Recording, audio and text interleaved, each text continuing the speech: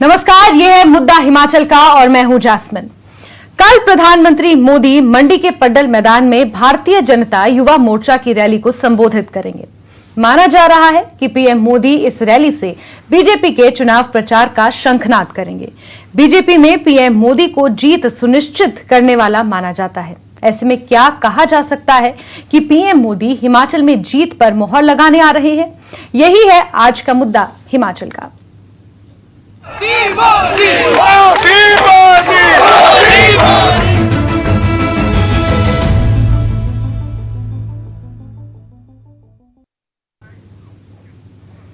और इसी मुद्दे पर हम चर्चा करेंगे। तमाम मेहमान हमारे साथ जुड़ेंगे और उनसे हम सवाल जवाब करेंगे कि क्या वाकई प्रधानमंत्री नरेंद्र मोदी के इस दौरे के बाद जो चुनावी हलचल है या जो चुनावी पृष्ठभूमि इस वक्त हिमाचल प्रदेश की बनी हुई है उस पर क्या फर्क पड़ेगा। तमाम मेहमानों से हम जानेंगे, लेकिन सबसे पहले हम रुख करेंगे हमारे सहयोगी वीरेंद्र का, जो मंडी से हमारे साथ सीधे जुड़े हुए हैं। पड्डल मैदान में किस तरीके की तैयारियां नजर आ रही हैं, वो तमाम जानकारियां हम वीरेंद्र से लेंगे। वीरेंद्र, इस वक्त आप कहां मौजूद हैं और प्रधानमंत्री नरेंद्र मोदी की रैली को लेकर किस तरीके की तैयारियां वहां पर नजर आ रही हैं? वीरेंद्र।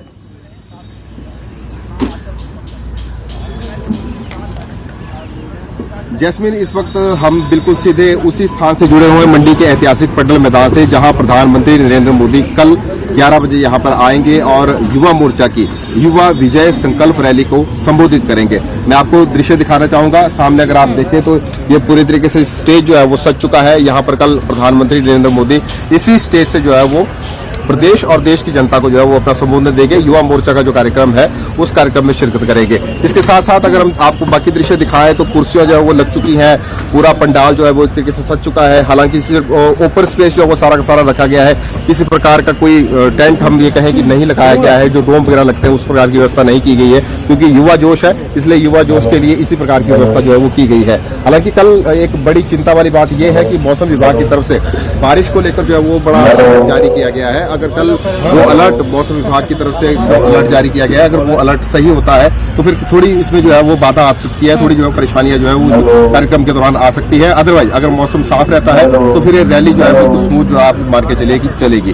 तो कल यहाँ पर 11 बजे से पहले सभी युवा मोर्चा के कार्यकर्ताओं को कह दिया गया है कि वो यहाँ पर आकर अपना अपना स्थान ग्रहण कर ले और अपनी अपनी कुर्सियां जो है वो रिजर्व कर ले, और जो लोग फिर बाद में आएंगे जब कुर्सियां जो है वो भर जाएंगी तो हमें जो जानकारी मिली है शायद तकरीबन 75 से 80 हजार के करीब जो कुर्सियां हैं वो यहाँ पर लगाई गई हैं। उसके अलावा जो बाकी जो लोग रहेंगे शायद उनके खड़े होकर ये प्रोग्राम उन्हें देखना पड़ेगा। पूरे प्रदेश के जो युवा मोर्चा के जो कार्यकर्ता है, ये मोर्चा के साथ जो जुड़े हुए हैं, या फिर हम कहें कि जो युवा है, इसमें क्योंकि क्राइटेरिया रखा गया है कि युवा मोर्चा का कार्यक्रम है, इसलिए वीरेंद्र, एक चीज और आपसे जानना चाहेंगे। यहाँ पर इस युवा विजय संकल्प रैली के तहत एक नारा दिया गया है, 1 बूथ 20 यूथ। जरा इसके बारे में भी जानकारी दें।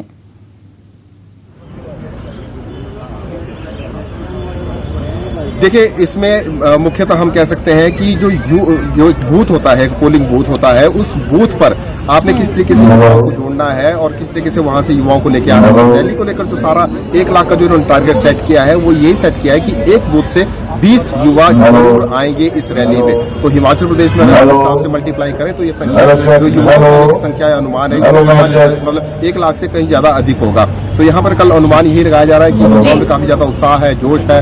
प्रधानमंत्री नरेंद्र मोदी जो है वो मंडी आ रहे हैं, उनका संबोधन सुनना है, उन्हें अपनी आंखों के सामने जो है वो प्रत्यक्ष रूप से देखना है। तो इन सभी बातों को लेकर युवाओं में काफी ज्यादा जोश और उत्साह है। अगर हम इस वक्त बात करें तो मुख्यमंत्री जयराम ठाकुर भी अपनी पंडाल में ही घूमे हुए हैं, वो सारी तैयारियों का जायजा लेने के लिए आए हैं। फाइनल टच जो है वो तैयारियों को दिया जा रहा है। वो सारी व्यवस्थाओं को जो है वो जांच रहे हैं और देख रहे हैं कि कहीं कोई कमी छूटी तो नहीं है। जो भी कमी छूटी है या जो भी उन्हें लगता है कि इसमें कुछ परिवर्तन किया जा सकता है या उसमें कुछ और बेहतर किया जा सकता है, उस संदर्भ में जो है वो अधिकारियों को और जो युवा मोर्चा के जो कार्यकर्ता इस सारी व्यवस्था में जुटे हुए हैं उन्हें जो है इस बारे में दिशा निर्देश जो है वो दिए जा रहे हैं। जी जैस्मिन। बिल्कुल बिल्कुल वीरेंद्र, आपके पीछे हम तैयारियों का जायजा देख सकते हैं, किस तरीके से तैयारियां व्यापक स्तर पर बीजेपी द्वारा की गई हैं। वीरेंद्र, ये तमाम जानकारी और ये तमाम तस्वीरें आपने दर्शकों के साथ और हमारे साथ साझा की, उसके लिए बहुत शुक्रिया वीरेंद्र। और हमारे साथ मोहित सूद हैं, मीडिया पैनलिस्ट हैं बीजेपी से, वो भी जुड़ चुके हैं। साथ ही हमारे साथ मनीष कुमार हैं, आम आदमी पार्टी के प्रवक्ता हैं, वो भी हमारे साथ इस वक्त मौजूद हैं। मेरा सबसे पहला सवाल मोहित सूद जी आपसे ही है, क्योंकि जो उत्तर प्रदेश में हुआ, गोवा में हुआ, मणिपुर में हुआ, उत्तराखंड में हुआ, उसके बाद हिमाचल प्रदेश का जो ये विधानसभा चुनाव है, आरोप ये है कि ये आपके लिए साख का सवाल बने हुए हैं, इसीलिए आपने सारी ताकत फिलहाल हिमाचल प्रदेश के इस चुनाव में झोंक दी है। और साथ ही आरोप ये भी है क्योंकि उपचुनाव में जो मंडी के नतीजे आए थे, मुख्यमंत्री जयराम ठाकुर का गृह जिला है और यहां पर उपचुनाव के नतीजों के बाद जो मंडी खास तौर पर जंगे मैदान बना हुआ है, इसलिए सुजानपुर से हटाकर आपने प्रधानमंत्री मोदी की जो रैली है वो उसे आपने मंडी में करवाने का निर्णय लिया है।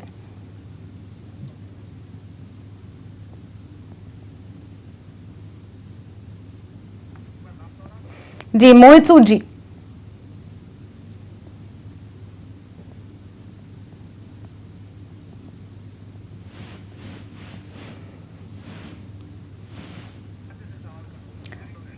चलिए, मोहित जी तक शायद मेरी आवाज नहीं पहुंच पा रही है, उनसे मैं ये सवाल दोबारा लूंगी, लेकिन आम आदमी पार्टी की तरफ से मनीष कुमार जी हमारे साथ जुड़े हुए हैं। मनीष जी, तमाम आरोप आम आदमी पार्टी की तरफ से भी लगाए जा रहे हैं कि 5 साल सत्ता में रहने के बावजूद भी बीजेपी ने प्रदेश की जनता को कुछ नहीं दिया, बेरोजगारी और महंगाई के अलावा।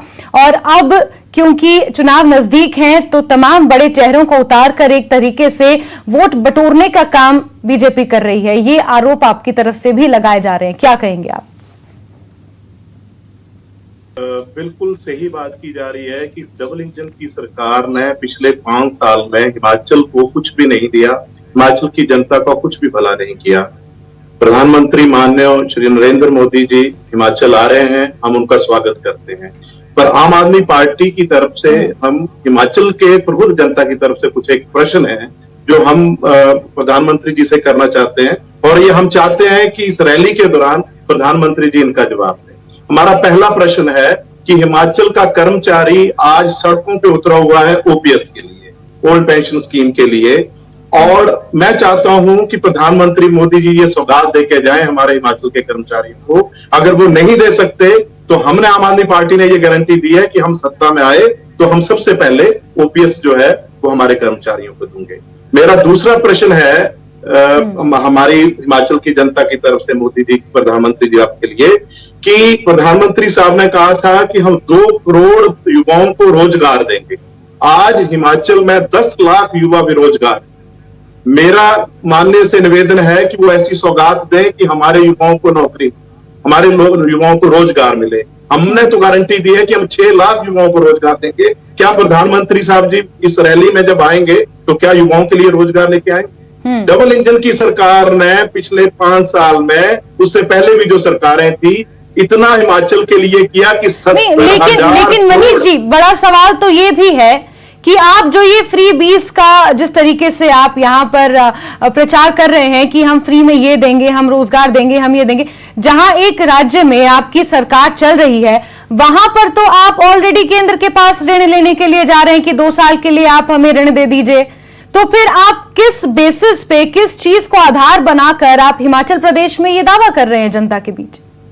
पहली बात मैम कि रोजगार देना क्या बुराई है? रोजगार नहीं देना चाहिए युवाओं को। दूसरा, आप कह रहे हैं कि केंद्र सरकार के पास ऋण लेने जा रहे हैं, क्यों नहीं लेंगे? केंद्र सरकार, हमारी केंद्र सरकार जो है, हमारा जब टैक्स कटता है तो उसका मेजर चंक है, चंक ऑफ द मनी। नहीं तो फिर आरोप भी तो आप लगाते हैं ना, फिर आरोप भी तो आपने लगाए सरकार के ऊपर कि हिमाचल में 70,000 से ऊपर का करोड़ का ऋण है बीजेपी के ऊपर। तो अगर ऋण लेने की बात है तो आप भी तो ऋण लेने जा रहे हैं।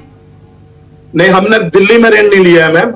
एक ही सरकार है पूरे भारत में, एक राज्य सरकार, दिल्ली सरकार। मैं जानती हूँ लेकिन ma'am let me complete ma'am. Himachal में अरविंद केजरीवाल जी केंद्र सरकार के पास तो गए थे। नहीं, केंद्र सरकार क्या कर रही है मैम? केंद्र सरकार, अगर हम इसको किसी गलत काम के लिए यूज कर रहे हैं इस पैसे के लिए, तो केंद्र सरकार हमें रोके कि यहां नहीं खर्च करना है। हम आम आदमी के पैसे को आम आदमी के पास लगाने के लिए कोशिश कर रहे हैं। हम रोजगार की बात कर रहे हैं, तो इसमें क्या गलत है? चलिए ठीक है, आपके इस दिल्ली मॉडल की भी हम बात करेंगे, इस पर भी हम चर्चा करेंगे। इस बीच आयन मेहता है, कांग्रेस के प्रवक्ता हैं, वो भी इस वक्त हमारे साथ जुड़ चुके हैं, और मनीष कुमार जी हमारे साथ है, मोहित सूद मीडिया पैनलिस्ट बीजेपी की तरफ से एक बार फिर से हमारे साथ जुड़ चुके हैं। अगर मोहित सूद जी आप मेरी आवाज अगर सुन पा रहे हैं तो मेरा सवाल आपसे है कि ये जो हिमाचल प्रदेश का विधानसभा चुनाव है, ये इस वक्त आपके लिए साख का। चलिए, मोहित सूद जी से मैं सवाल लेने की कोशिश करूंगी, लेकिन मनीष कुमार जी लगातार बने हुए हैं। आयन मेहता है कांग्रेस प्रवक्ता, वो हमारे साथ जुड़े हुए हैं। आयन मेहता जी, अगर आप मेरी आवाज सुन पा रहे हैं तो आपको ऐसा क्यों लगता है कि प्रधानमंत्री नरेंद्र मोदी जिस तरीके से हिमाचल के दौरे पर आ रहे हैं, ये युवाओं को संबोधित करने नहीं बल्कि युवाओं को गुमराह करने आ रहे हैं, और मंच से अगर संबोधित ना करते और युवाओं को रोजगार की बात वो करते, शिक्षा और स्वास्थ्य को लेकर वो बात करते तो शायद बेहतर होता। तो आपको ऐसा क्यों लगता है कि मोदी जी आ रहे हैं तो सिर्फ गुमराह करने आ रहे हैं? इससे पहले हमने देखा है कई योजनाओं का लाभ मिल रहा है जनता को हिमाचल में। देखिए, मोदी जी का, माननीय प्रधानमंत्री जी का ये 8वां दौरा हिमाचल प्रदेश का है। मैं याद करवाना चाहता हूं भारतीय जनता पार्टी के नेताओं को, सरकार को, मोहित जी को, कि 7 बार वो जो पहले आए, पहली बारी जब दिसंबर 2017 में शपथ ग्रहण समारोह में शिमला आए, धर्मशाला में 1 साल का जश्न वहां मनाया गया, लोकसभा चुनाव के वक्त शिमला आए। लेकिन डबल इंजन की सरकार की जब प्रधानमंत्री बात करते हैं तो हिमाचल प्रदेश में सिर्फ वो सेपू बड़ी की बात करते हैं या मदरा की बात करते हैं या कॉफी हाउस की बात करते हैं। हिमाचल प्रदेश को क्या सौगात दी है केंद्र सरकार ने? क्या कर्जा माफ किया है या कोई बड़ी परियोजनाएं केंद्र ने दी, हिमाचल प्रदेश को दी है? सिर्फ यहाँ पर आते हैं और ये बात करते हैं कि हिमाचल प्रदेश से नहीं, लेकिन आयन मेहता जी, बीजेपी ने इसके जवाब में आपको कई चीजें बीजेपी ने, मुख्यमंत्री हिमाचल प्रदेश और दूसरे जो नेतागण हैं, चाहे वो जेपी नड्डा जी है कि जो इनके राष्ट्रीय अध्यक्ष है, हिमाचल प्रदेश के हितों की बात क्यों नहीं करते हैं? आपके जो सेब पर जो ड्यूटी थी 100% बात करने की, उन्होंने बात करी थी कि हम इसको 100% कर देंगे ताकि बागवानों को, उनको अपनी इसकी अच्छी कीमत मिले। कोई भी ऐसी परियोजना आप मुझे बताएं या कोई आर्थिक पैकेज की बात करें जो हिमाचल प्रदेश में मोदी जी आकर आज तक दी है। उल्टा जो है सरकार का खजाना इस पे खर्च होता है, सारा तंत्र लग जाता है, करोड़ों रुपए जो है हिमाचल प्रदेश का जो है इस पर जी खत्म हुआ है। ठीक है, इसका जवाब ले लेते हैं। मोहित सूद जी, अब तक मेरी आवाज पहुंच रही हो तो जो आयन मेहता साहब कह रहे हैं इस वक्त कि कोई भी जितनी भी बार प्रधानमंत्री नरेंद्र मोदी हिमाचल आए सिर्फ सेपू बड़ी की बात करते हैं और इसके अलावा उन्होंने ना प्रदेश को कुछ दिया है। हालांकि कई वादे उन्होंने किए हैं, चाहे आयात शुल्क 100% करना हो या फिर ऋण माफ करना हो या वो तमाम इस तरह की कोई बड़ी योजना है, इस तरह की कोई योजनाओं की घोषणा वो नहीं करते, सिर्फ सेपू बड़ी की बात करते हैं। ये आरोप कांग्रेस के हैं। नमस्कार मेरे सब मित्रों को। मैं इसमें अपने काबिल मित्र को यही कहना चाहता हूं कि प्रधानमंत्री मंच से हिमाचल को कुछ नहीं देते, लेकिन वो दिल से देते हैं। तो मैं गिनाना चाहूंगा उनको कि कितनी योजनाएं हिमाचल में आज की डेट में चल रही हैं, जिनका प्रधानमंत्री जी ने, जो उनका हिमाचल के प्रति लगाव है, हिमाचल के प्रति जो वो दिल में बसते हैं, वो पहले यहाँ प्रभारी भी रह चुके हैं प्रधानमंत्री और मुख्यमंत्री बनने से पूर्व। तो ऐसी कई योजनाएं हैं जो प्रधानमंत्री जी ने हिमाचल को दी है। उनमें सबसे ऊपर मैं आपको बताता हूँ आयुष्मान भारत योजना, प्रधानमंत्री उज्ज्वला योजना, जल जीवन मिशन। जल जीवन मिशन में हमने 8 लाख नल पिछले 4.5 साल में हर घर तक पहुंचाए हैं। प्रधानमंत्री किसान सम्मान निधि, प्रधानमंत्री गरीब कल्याण अन्न योजना। कोविड में जब पूरे देश में भूखमरी बढ़ रही थी और हमारे विपक्ष के मित्र कहीं जमीन पर नहीं थे, तो ये प्रधानमंत्री की सोच थी कि कोई गरीब भूखा ना रहे। प्रधानमंत्री आवास योजना, हर गरीब को घर मिले उसके लिए योजना। प्रधानमंत्री आवास योजना में शहरी विकल्प भी उन्होंने दिया। फिर स्मार्ट सिटी मिशन में हमारा शिमला धर्मशाला की पूरी कायाकल्प हुई। अटल टनल उन्होंने आकर यहाँ पर उसका उद्घाटन करा। हिमाचल को एक बहुत बड़ा बल्क ट्रक पार्क मिला जिसमें 50,000 करोड़ रुपए की इन्वेस्टमेंट आने की उम्मीद है और 1 लाख युवाओं को उस पर रोजगार मिलेगा। हिमाचल में मेडिकल डिवाइस पार्क मिला। हिमाचल में अटल नवीकरण और शहरी परिवर्तन मिशन, अमृत योजना। मोहित जी, जो आप गिना रहे हैं, आयन मेहता जी, ये आरोप आपके ऊपर भी लग रहे हैं। जो तमाम योजनाएं यहाँ पर मोहित जी ने गिनाई है, ये वो तमाम योजनाएं हैं जो सौगात के तौर पर। जी मैम, एक चीज मैं और बोलना चाहूंगा। पिछले 4.5 साल में 1,09,618 करोड़ रुपए का वित्तीय लाभ केंद्र सरकार ने हिमाचल को दिया है। तो जब मैं अपने काबिल मित्रों से यह पूछना चाहूंगा, जब प्रदेश में कांग्रेस की सरकार थी और सेंटर में भी कांग्रेस की सरकार थी, तो कितना वित्तीय लाभ हिमाचल को मिलता था? ये एक पहला प्रश्न मेरा ये है। उससे पहले भी जब प्रधानमंत्री 2014 में अपना कार्यभार संभाला, तो उन्होंने हमारा जो हिमाचल का ग्रांट था वो 30% बढ़ाया। तो उनका विशेष लगाव है हिमाचल से, इस कारण हमारे को ये सब मिल रहा है। अब किसी मंच से वो ये चीज अनाउंस नहीं, लेकिन करें, इसके बावजूद तो जो आंकड़े बयां कर रहे हैं मोहित सूद जी, वो हिमाचल की आर्थिक स्थिति बहुत ज्यादा अच्छी नहीं है, ये हम सब जानते हैं। 70,000 करोड़ से ज्यादा का कर्ज इस वक्त हिमाचल प्रदेश सरकार के ऊपर है। 10 लाख से ज्यादा युवा ऐसे हैं जो बेरोजगार हैं। 68,500 से ज्यादा पद ऐसे हैं सरकारी विभागों में जो खाली, आंकड़े मेरे पास भी हैं। लेकिन इसका जवाब हम आयन मेहता जी से भी लेते हैं। वो ये तमाम योजनाएं जो मोहित जी ने गिनाई हमें, आयन मेहता जी, उनका ये कहना है कि ये तमाम योजनाएं केंद्र की तरफ से प्रदेश में दी गई हैं।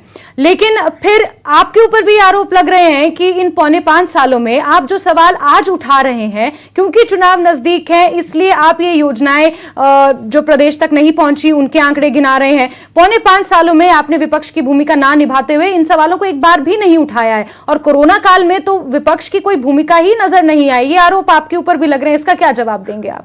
बिल्कुल गलत। अगर कोरोना काल की आप बात करें तो पीपी किट का जो घोटाला हुआ था, जो पूरे विश्व में हिमाचल प्रदेश का नाम खराब हुआ, ऐसे समय में जब पूरी त्राही मची थी पूरे देश में और विश्व में, हिमाचल प्रदेश में इनके जो प्रदेश के अध्यक्ष है उनके रिश्तेदारों के उसमें नाम आए और पीपी किट का घोटाला हुआ है। इस तरह का जो भ्रष्टाचार हिमाचल प्रदेश में हुआ है।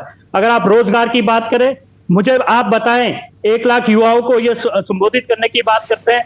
ये 14 लाख युवा जो हिमाचल प्रदेश में पंजीकृत है, बेरोजगार है, उनके रोजगार की बात क्यों नहीं करते हैं? प्रधानमंत्री अगर आते हैं हिमाचल प्रदेश में आते हैं, बेरोजगारी की बात उन्होंने कभी नहीं करी या महंगाई की बात कभी नहीं करी। हमेशा जो है हिमाचल प्रदेश से वो कहते हैं कि मेरा बहुत पुराना नाता है। मैं पूछना चाहता हूं हिमाचल प्रदेश सरकार से, माननीय प्रवक्ता से, कि 75,000 करोड़ का जो कर्जा हुआ है, अगर प्रधानमंत्री आर्थिक पैकेज कोई देते हैं, हम हमेशा उनका स्वागत करते हैं, सम्मान करते हैं। लेकिन हिमाचल प्रदेश को सिवाय वो यहाँ पर जब आते हैं अपना भाषण जो है एक जो भावनात्मक भाषण देके वापिस दिल्ली चले जाते हैं। और ऐसा ही इस बार भी होने को है। अगर कोई ये बड़ी घोषणा करते हैं तो अब चुनाव का समय है, हो सकता है कोई घोषणा भी करे, लेकिन 4.25 साल में हिमाचल प्रदेश में ना कोई केंद्र ने कोई बड़ी परियोजना दी है, ना कोई आर्थिक पैकेज दिया है। प्रधानमंत्री का 8वां दौरा भी इसी तरह से जो है समाप्त हो जाएगा। कल शाम को जो है इसका मालूम जो है पूरे प्रदेश को हो जाएगा। ठीक है आयन मेहता जी, ये बड़ा आरोप है कि एक तरीके से, जिस तरीके से आप कह रहे हैं कि इमोशनल फूल बनाकर प्रधानमंत्री यहां से चले जाते हैं, और ये दौरा भी इनका इसी तरीके का रहने वाला है, ये आरोप आपका लग रहा है। इसका जवाब मैं मोहित सूद जी से लूंगी, लेकिन मनीष कुमार जी हमारे साथ आम आदमी पार्टी की तरफ से जुड़े हुए हैं। मनीष कुमार जी, बेरोजगारी और एक महंगाई, ये 2 ज्वलंत मुद्दे हैं हिमाचल विधानसभा चुनाव में। अगर ये सवाल आपसे इसलिए अहम हो जाता है क्योंकि दिल्ली मॉडल आपने पंजाब में लागू किया, आपको वहां सफलता मिली। वही मॉडल आपने उत्तराखंड में लागू करने की कोशिश की, वहां पर आपको सफलता हासिल नहीं हुई। और अगर मैं हिमाचल प्रदेश की बात करूं तो हिमाचल प्रदेश की जो स्थितियां हैं और जो परिस्थितियां हैं, चाहे भौगोलिक हैं या आर्थिक हैं, वो लगभग उत्तराखंड के जैसी हैं। सेम नहीं है लेकिन काफी हद तक सिमिलर है। तो आपको क्या लगता है कि आप इन 2 मुद्दों पे चुनाव लड़ते हुए कैसे पार पा पाएंगे, और वो भी आपके सामने जब 2 इतनी बड़ी पार्टियां हैं, चाहे कांग्रेस हो चाहे बीजेपी हो? हिमाचल ने हमेशा कांग्रेस और बीजेपी को 5-5 साल का मौका दिया, उन पर विश्वास जताया है। ऐसे में आम आदमी पार्टी की जो राय वो आसान होने वाली नहीं है। बिल्कुल सही कहा मैम कि दिल्ली मॉडल को हमने पंजाब में लागू किया और पंजाब में हमें सक्सेस मिली, कामयाबी भी मिली। उत्तराखंड से हमारा भौगोलिक जो खाना बाना मिलता जुलता है और उत्तराखंड में हमें वो सफलता नहीं मिल पाई। मैम, मैं यहाँ ये कहना चाहता हूँ कि हेलो, हाँ मैम, मैं ये कहना चाहता हूँ कि आज हाँ, आज हिमाचल प्रदेश में आम आदमी पार्टी का जो जनाधार बढ़ा है, आम आदमी पार्टी का जो जनाधार बढ़ा है, उसका नतीजा ये हुआ है कि आज दोनों पार्टियां शिक्षा पे बात करने लगी हैं, स्वास्थ्य पे बात करने लगी हैं, बेरोजगारी पे बात करने, महंगाई पे बात करने लगी है, किसानी बागवानी पे बात करने लगी। तो मैं ये जो है, ये तो विश्व के घर में छिपाई की रिजल्ट क्या रहेगा, पर बड़ी जल्दी इसका भी जब चुनाव होंगे तो जवाब मिल जाएगा। पर आज प्रधानमंत्री मोदी जी जब आ रहे हैं हिमाचल में, मैं उनका स्वागत करता हूं। पर मेरे मित्र जी ने कहा कि उन्होंने बहुत सारी योजनाएं गिनवाई जो मोदी जी ने हिमाचल को दी हैं, पर मैं इनसे ये पूछना चाहता हूं कि एक भी योजना क्या धरातल पे उतरी है? इन्होंने, मेरे को याद है प्रधानमंत्री साहब जब आए थे, इन्होंने कहा था कि मैं हिमाचल के हवाई चप्पल वालों को हवाई जहाज की सैर करवाऊंगा। उसका मेरे को कुछ भी नहीं आज तक दिख रहा है कि वो हमारे मुख्यमंत्री साहब तो हेलीकॉप्टर में घूमना शुरू हो गए हैं, पर बाकी आम जनता जो हवाई चप्पल वाली है, उनको तो बस में भी बैठना मुश्किल हो गया, क्योंकि हमारी HRTC की हालत इतनी खराब हो गई है। दूसरा, इन्होंने स्मार्ट सिटी की बात की। मोहित सूद जी, इसका जवाब आप देना चाहेंगे कि एक भी योजना धरातल पर नजर नहीं आ रही है, चाहे बल्क ड्रग पार्क की बात हो। जी जी, स्मार्ट सिटी, मैम प्लीज पूछिए इनसे जी, अपनी बात पूरी करें। की जो बात की, मैं धर्मशाला से बल्क ड्रग पार्क अभी 15 दिन हाल है आज। आप स्मार्ट सिटी पे भाई जी थोड़ा आवाज क्लियर नहीं आ रही, बताए स्मार्ट सिटी पे। ठीक है मोहित जी, मैं आपको बता दूं कि मनीष कुमार जी ये पूछ रहे हैं कि आपकी वो तमाम योजनाएं धरातल पर कहीं भी नजर नहीं आ रही हैं। आप आज बल्क ड्रग पार्क गिना रहे हैं, आप हाटी समुदाय को जो स्पेशल दर्जा दिया है वो गिना रहे हैं, लेकिन वो कहीं भी धरातल पर फिलहाल नहीं है। तो आप किसे आधार बनाकर उन सब तमाम चीजों को आप गिना सकते हैं? मैम मैंने पहले आपको 12 योजनाएं जो प्रधानमंत्री जी ने चालू की हैं और हिमाचल में जिनको हर आदमी को जिसका लाभ हुआ है वो गिनाई है। ठीक है, ये 2 योजनाएं जो मनीष जी जिक्र कर रहे हैं पिछले 15 दिन में हमने केंद्र से लेकर आए हैं। इसके अलावा और भी योजनाएं हैं। 69 नेशनल हाईवेज बनाने की बात की गई थी, वो अभी तक नहीं हुआ। साथ ही 1300 करोड़ रुपए का HP शिवा प्रोजेक्ट जो बनाना था, वो अभी तक उसका काम बहुत स्लो चल रहा है, वो धीरे धीरे आगे बढ़ रहा है। विधानसभा चुनाव नजदीक है तो शायद इसलिए उस काम ने अभी पिछले हफ्ते ही 1300 करोड़ रुपए का जो शिवा प्रोजेक्ट है उसका हमें फाइनेंस मिनिस्ट्री से अप्रूवल लेकर आए हैं और उस पे भी हम कार्य आगे शुरू कर रहे हैं। जो बल्क ड्रग पार्क है वो 15 दिन पहले था, 15 दिन में हमने उसकी DPR सबमिट कर दी है। 10 ऐसे बड़े औद्योगिक घराने हैं जो बल्क ड्रग के लिए इन्वेस्टमेंट करने के लिए हिमाचल प्रदेश आ चुके हैं। तो मैं अपने काबिल मित्रों से पूछना चाहता हूं, जब वो सत्ता में थे कोई ऐसा बड़ा प्रोजेक्ट क्यों नहीं लेके आए? मनमोहन सिंह जी प्रधानमंत्री थे, वीरभद्र जी यहाँ चीफ मिनिस्टर थे, तो वो सारा टाइम वीरभद्र जी यही बोलते रहते थे कि मेरे को हटाने की साजिश चल रही है, मैं यहाँ कुछ नहीं कर पा रहा क्योंकि मेरे को केंद्र सरकार चलने नहीं देती है। मेरे केंद्र की ये सवाल आपके लिए है कि जब आप सत्ता में थे तो आप कोई बड़ा प्रोजेक्ट क्यों नहीं लेकर आए, बड़ी योजनाएं क्यों नहीं लेकर आए, और अब जब बीजेपी लेकर आई है तो आप उस पर सवाल खड़े कर रहे हैं? आप ये पूछिए कि 4 मेडिकल कॉलेज खुले, किस वक्त खुले हैं? ये यूपी सरकार की मेडिकल कॉलेज जो इन्होंने गुलाम नबी आजाद का प्रावधान था नहीं, गुलाम नबी आजाद केंद्र में मंत्री थे, 4 मेडिकल कॉलेज हमारे इसमें आए। अटल टनल परियोजना किसके वक्त हुई है? यूपीए सरकार के वक्त हुई है। आप इनसे ये पूछिए, जनता ये पूछती है कि अगर आपने ये परियोजना कोई बड़ी परियोजना हिमाचल प्रदेश में लाई, आपका उपचुनाव में हाल क्यों हुआ? आपके एक प्रत्याशी की जमानत जब्त होती है, 4 सीटें हम जीतते हैं। आप रेल लाइन की बात करें, अनुराग ठाकुर जी रेल लाइन की बात करते हैं, कोई रेल लाइन हिमाचल प्रदेश में आई? या नेशनल हाईवेज की बात करें, जो 60 से ऊपर नेशनल हाईवेज आपने घोषित किए थे, यहाँ पर कोई एक भी नेशनल हाईवे हिमाचल प्रदेश में जो है पूरा बनकर हुआ है? तो सारी चीजें जो है, आपको जवाब जो है भारतीय जनता पार्टी को रचनी और करनी में बहुत फर्क है। इनको जवाब उपचुनाव में हिमाचल प्रदेश की जनता ने दे दिया है। एक आखिरी सवाल मेरा आपसे ये है, और ये सवाल कांग्रेस के लिए भी है, क्योंकि आम आदमी पार्टी भी इस वक्त उभरती हुई नजर आ रही है। आम आदमी पार्टी भी अपनी जमीन यहां पर खंगाल रही है और काफी अच्छा रिस्पांस भी आम आदमी पार्टी को उसका मिल रहा है। अभी हाल ही में हमने देखा कि 350 लोगों ने आम आदमी पार्टी का दामन आज ही थामा है। तो मेरा सवाल दोनों पार्टियों से यह है कि क्या आपने ही मौका दिया है कि किसी थर्ड फ्रंट को या फिर एक थर्ड विकल्प को जनता की सामने ताकि वो उसे चुने, क्योंकि चाहे कांग्रेस हो चाहे बीजेपी हो, आरोप दोनों के ऊपर लगते रहे। अगर कांग्रेस ने अच्छा काम किया होता तो शायद 5 साल बाद कांग्रेस सत्ता में रहती, और अगर बीजेपी ने अच्छा काम किया होता तो शायद आज इस तरीके से व्यापक रणनीति में बदलाव करने के बजाय बीजेपी अपने सिर्फ कामों के आधार पर जनता के बीच जाती, ना ही चाहे अपने स्टार प्रचारकों को इस तरीके से मैदान में उतारती। ये एक बड़ा सवाल है। हालांकि समय हमें इजाजत नहीं दे रहा कि हम इस चर्चा को आगे बढ़ाएं, लेकिन सवाल यही है कि क्या स्टार प्रचार जी दिल्ली में जो है जनता ने देख लिया है, एडवर्टाइजिंग मॉडल है के पीछे है। मनीष सिसोदिया जी के जो उन पर कार्रवाई, ईडी कार्रवाई कर रही है। पंजाब में इनका हाल देखे, लॉ एंड ऑर्डर का क्या ठीक है, क्योंकि चुनावी दौर है और ऐसे में आरोप प्रत्यारोप लगते रहेंगे, कई सवाल उठेंगे और उसके जवाब में भी कई तरीके के तर्क वितर्क दिए जाएंगे। आईएन मेहता जी, मोहित सूद जी और मनीष कुमार जी, बहुत शुक्रिया इस चर्चा का हिस्सा बनने के लिए। समय इजाजत नहीं दे रहा कि हम इस चर्चा को आगे बढ़ाएं, तो आपको बता दें कि कल प्रधानमंत्री नरेंद्र मोदी की एक विशाल रैली होने वाली है। युवा संकल्प रैली को वो संबोधित करेंगे और इसी को लेकर तमाम आरोप प्रत्यारोप विपक्ष की तरफ से भी लगाए जा रहे हैं। किस तरीके का कल माहौल रहेगा, मंडी जिले वो पहुंच रहे हैं और इस पर लगातार हमारी नजर बनी रहेगी। लेकिन फिलहाल मुद्दा हिमाचल का में आज के लिए बस इतना ही। हिमाचल प्रदेश की तमाम खबरों को जानने के लिए आप जुड़े रहिए न्यूज़ 18 जम्मू कश्मीर, लद्दाख और हिमाचल के साथ। मुझे इजाजत दीजिए, नमस्कार। मोदी मोदी मोदी मोदी मोदी मोदी